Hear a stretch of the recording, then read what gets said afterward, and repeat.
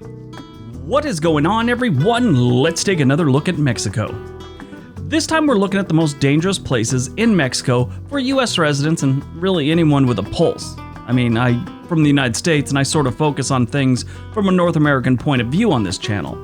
Mexico is known for amazing food, beautiful beaches, passionate people, and some dangerously scary places. It's too bad that dangerous places is one of the top 4 things that people think about when they ask what comes to mind when they're talking about Mexico. Mexico's a great country and it does have some bad places just like every other country on the planet. Maybe not the Vatican. Vatican's too small to have really bad neighborhoods, I guess. Here in the US, we have Skid Row, LA, East St. Louis, and Southside Chicago, to name a few. I said that in a recent video. Every country has bad places. But all that being said, I love Mexico, I love the people, and I love the food. This video is just about places you should probably avoid if you're moving there, visiting, whatever. I'll also tell you right now that some of these places are kind of out of the way. They're cities, they're legit cities, but they don't have a lot of footage I could post on this video, so we'll make do. This video is based on what the US State Department says about these cities in Mexico. And I'm sure everyone's gonna have their own opinion on, I missed this place or I missed that place. These are just 10 that the State Department ranked as places you should probably not go. Sure, there's others that could be on this list too. All right, let's take a look. Number 10, Acapulco. In 2019, Acapulco had a population of almost 850,000 people, and they reported 600 homicides. That is an improvement from 2017 when they had a few less people and 900 people kicked the oxygen habit at the hands of someone else. This used to be a place you spent your honeymoon from the 1950s to the 1980s and 90s probably. These days it should be avoided on your honeymoon, your anniversary, birthday, bat mitzvah, even Arbor Day, okay? They say the violence doesn't seem to affect tourism. That's a load of crap. It does. Just what they say. If you go here, stay on the resort. Don't leave. A cheap bottle of tequila and a poorly made sombrero are not worth your life.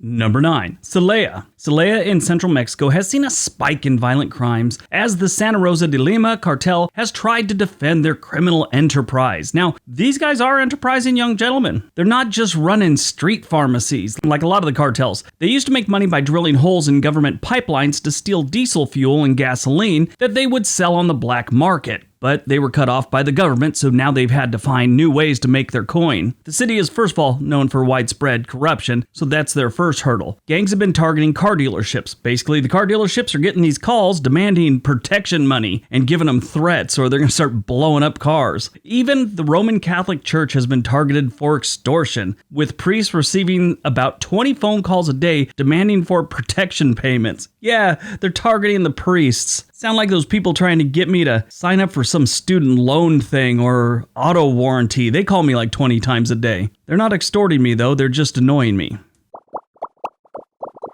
Number 8, Topeka. Topeka is an almost 3-hour drive northwest of Guadalajara. 4 hours if you take the bus, a bus trip which may include people with small goats and chickens on it. I'm not even kidding. People sometimes bring their livestock on the buses in Mexico. This place has been getting worse in recent years. Topeka has a population of just over 500,000, and it is reported that they had almost 250 homicides in 2019. And most believe they were really lowballing it with that number. This is another place people disappear. There is currently a travel advisory set by the U.S. Department of State due to kidnapping and other crimes.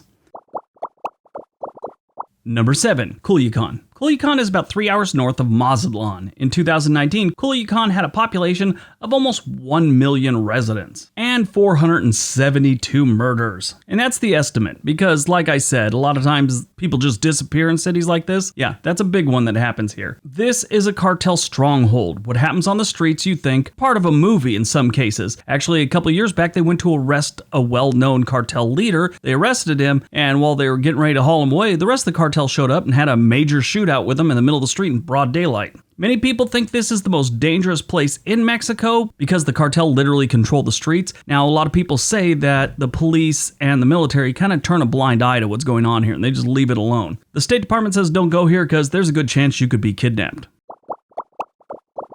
Number 6, Irapuato. Irapuato is between Mexico City and Guadalajara in the middle of Mexico.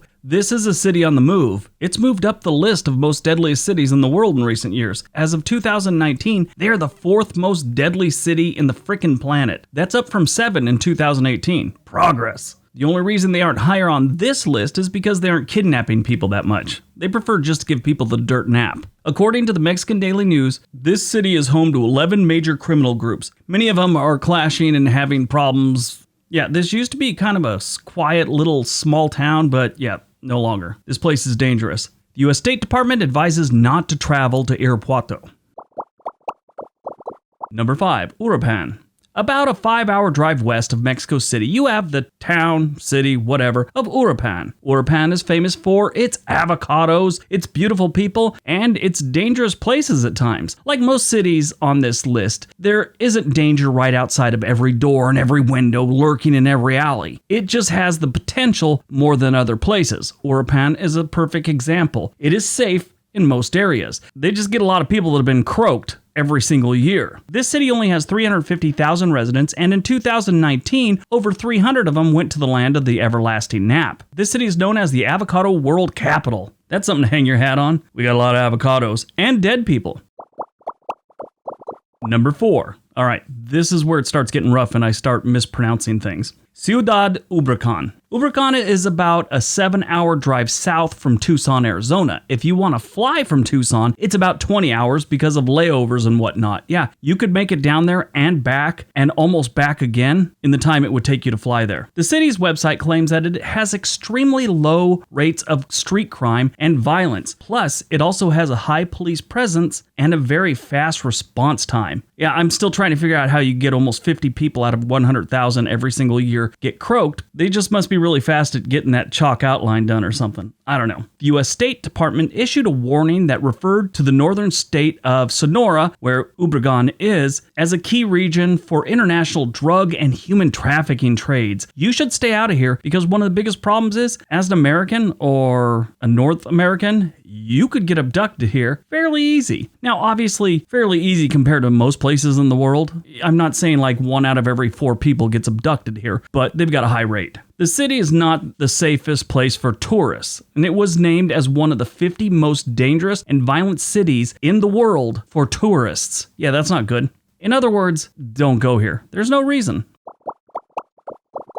Number 3, Chihuahua. Okay, the good things about Chihuahua first. They have amazing churches and cathedrals. They have really nice gated communities and great food. This is also the birthplace of the Doberman Pinscher sewer rat crossbreeding experiment. They call it a Chihuahua after the city. The Chihuahua Desert is the second largest desert in North America. And that's about it on the good news. The State Department has said to avoid traveling to this city since 2019 due to violent crime and gang activity. Even the president of Mexico has admitted that Chihuahua has a homicide problem. Now, he's basically stating the obvious, but they never admit there's a problem. They always toe the company line. There's no problem here. We don't have a homicide problem. He's at least admitted Chihuahua has a homicide problem. The former governor of Chihuahua has been wanted on corruption charges since 2017.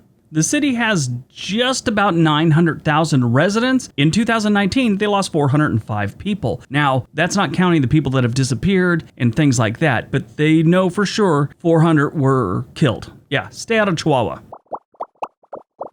Number 2, Juarez, Mexico. Juarez is right across the Rio Grande from El Paso, Texas. And when you hear how bad Juarez is, you'll probably be shocked to find out that El Paso isn't that bad. It's, relatively speaking, they don't have a terrible crime rate. That's so odd being so close to the nightmare that's going on right across the border. Juarez is a city full of history and museums on the country's revolution. They also are considered one of the most dangerous cities on the planet that isn't at war right now. Some people will say it is at war with the drug cartels and all that, but it's technically not at war. 2010 is when the homicide rate peaked with over 3,500 known homicides in the city of Juarez. I say known because they have a lot of people that have just disappeared. In 2019, they had a little over 1,500 homicides with an estimated 200 people going missing. Parts of the city are now abandoned because it became too dangerous to actually live there. So why is all this happening? Well, there's a major drug war going on between rival cartels, and it's pretty much destroyed the city. On top of that, they have a history of major corruption. In 2012, the Juarez Police Department dismissed 800 officers in an effort to clean up the corruption within its ranks. It's still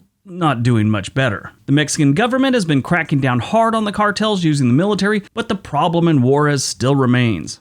Stay away from there. And before we get to number 1, don't forget to hit that like button, hit that subscribe button, and ring that little bell so you know when we upload it again. All right, on to number 1.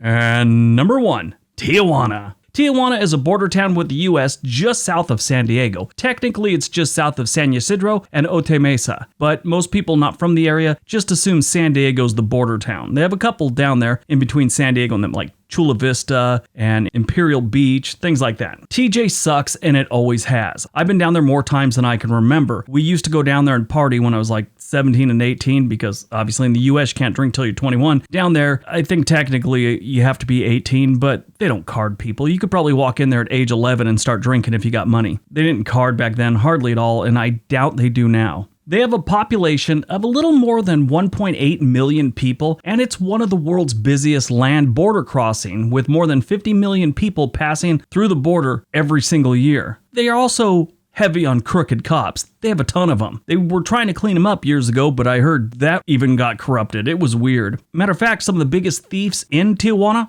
are the police. If they see you being a gringo just driving around or walking down the street, they'll find a reason to stop you, talk to you, and tell you you have a fine to pay, and you better have some extra cash on you. Now that's just the police. They'll tell you why they're stealing from you, and then you got the normal street crime people that'll just rip you off all the time. Getting robbed on the street in Tijuana is very common. It's recommended you actually carry cash in different locations on your body, so when they rob you, you could hand them, the $50 that's in your pocket, while in your shoe you have another 100 or something like that. Yeah, that's kind of a common practice you do in Tijuana. Now let's get to how they got on this list. In 2019, Tijuana saw 2,367 murders.